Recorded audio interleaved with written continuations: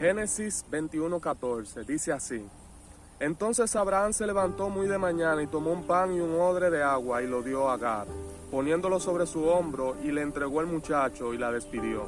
Y ella salió y anduvo errante por el desierto de Beersheba, y le faltó el agua del odre, y echó al muchacho debajo de un arbusto. Y se fue y se sentó enfrente, a distancia de un tiro de arco, porque decía: no veré cuando el muchacho muera.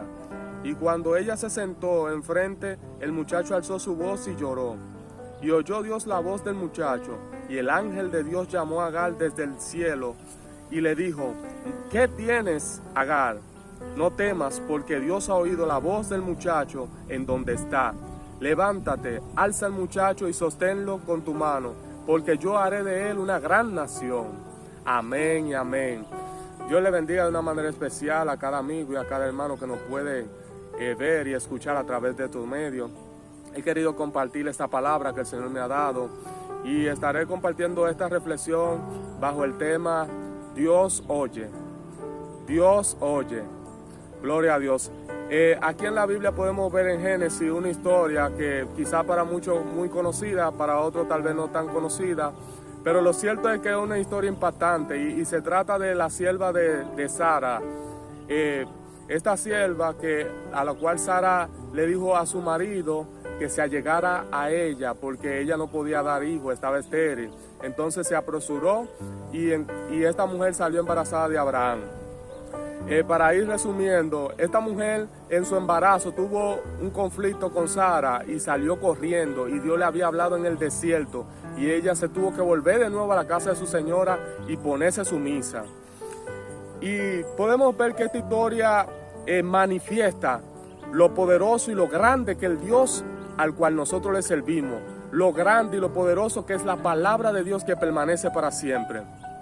En estos días de crisis, en estos días de angustia, en estos días de tanto dolor a nivel mundial, es muy lamentable todo lo que está pasando, y quizás hay muchos argumentos. Cada quien tiene un argumento diferente acerca de lo que está pasando. La realidad terrenal es una, pero la verdad espiritual, la verdad de Dios es otra.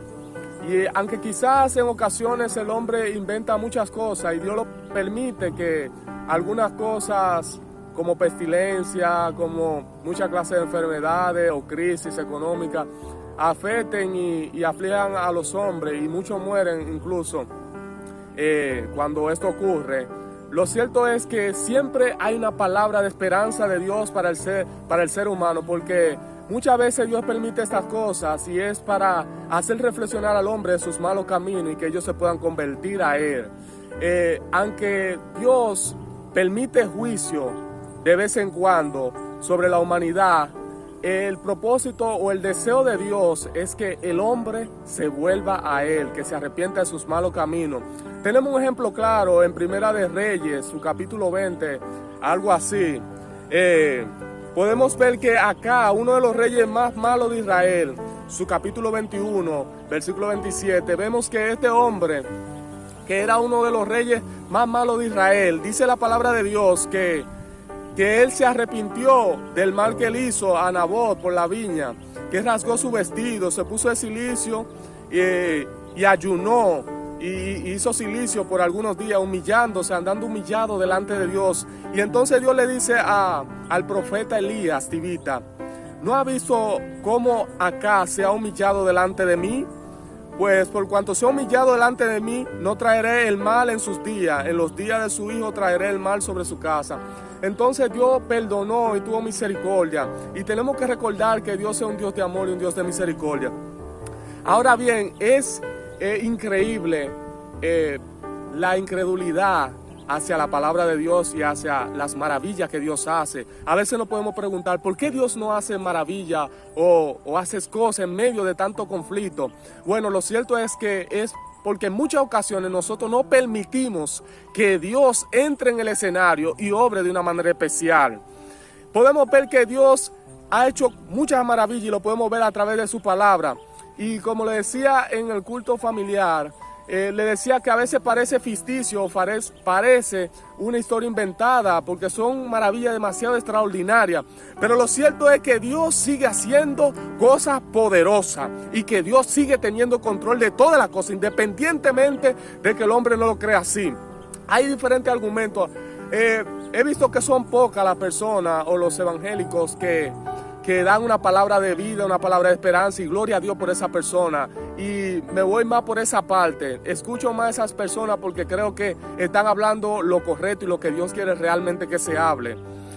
Hay otros que tienen argumentos, algunos argumentos que quizás ellos tratan de justificar que por la realidad terrenal, quizás se alarman, tienen temores, están en pánico, y sus argumentos, en vez de destacar la grandeza de Dios a pesar de la realidad terrenal de lo que está ocurriendo, sino que encubren su incredulidad de alguna manera y hacen algunos argumentos de lo difícil y de lo duro de lo que está pasando, y no es mentira lo que está pasando terrenalmente.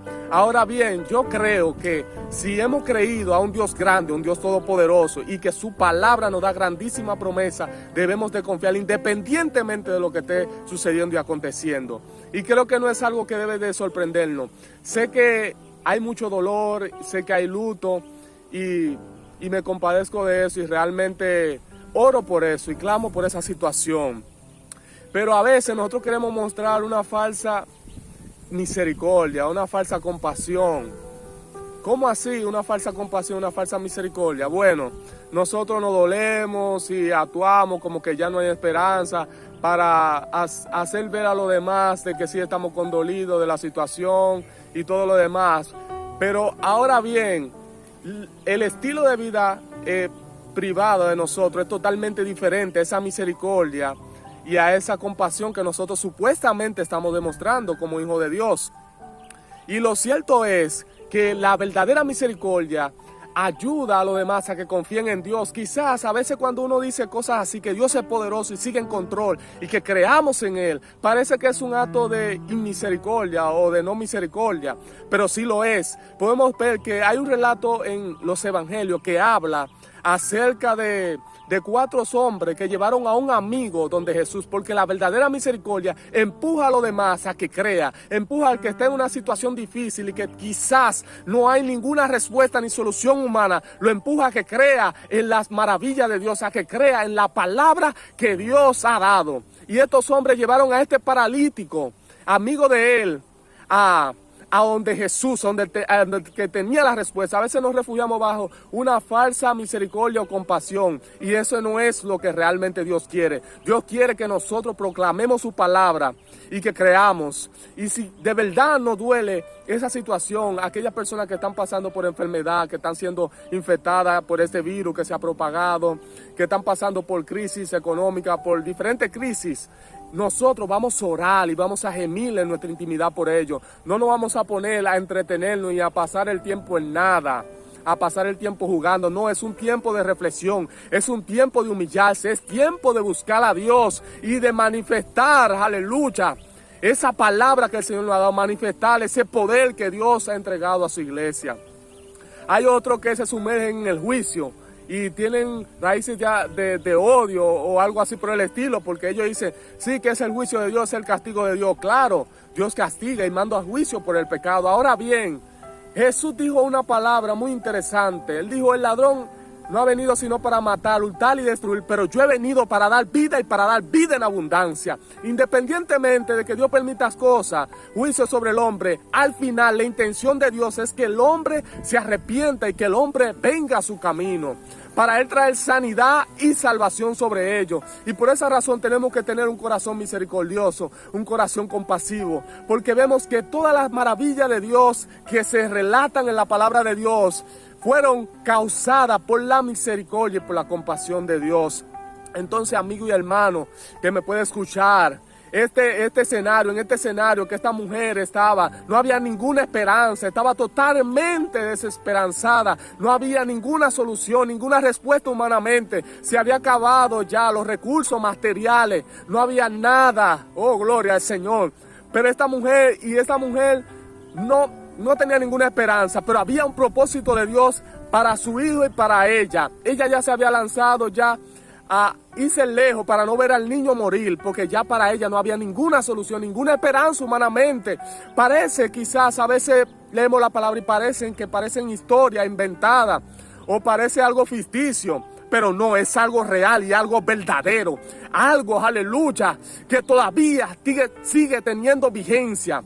Entonces, yo te exhorto a que creas en la palabra de Dios. Y no es de casualidad que el nombre de Ismael significa Dios oye. Aleluya. Dios oye todavía. Dios todavía escucha. Aleluya. El clamor de aquellos que gimen delante de Él. Aleluya. Por su misericordia y por su amor. Y podemos ver en toda la página de la Biblia esa manifestación del amor de Dios. Y nos podemos preguntar, ¿y por qué? ¿Por qué ocurren más y más? Bueno, es claro, ¿por qué más y más y no cesa y no para? Porque no hemos precedido de la manera correcta como Dios quiere, en arrepentimiento y humillación delante de Dios. Quizás el hombre está turbado por su realidad terrenal de lo que le está aconteciendo y no es algo que es mentira, pero no se ha dado cuenta de la verdad de Dios, o quizás no la ha recibido todavía, o quizás no ha creído todavía esa palabra y no ha actuado conforme a la palabra de Dios. Pero yo vengo a decirte en este día que te aferres a la palabra de Dios. Tu amigo que está en otro camino, que venga y te reconcilie con el Señor, que te pongas a cuenta con el Señor y Dios obrará maravillas. Jesús sigue siendo el mismo, ayer y hoy por los siglos. Esta palabra es fiel y verdadera. Y no lo digo simplemente por decirlo.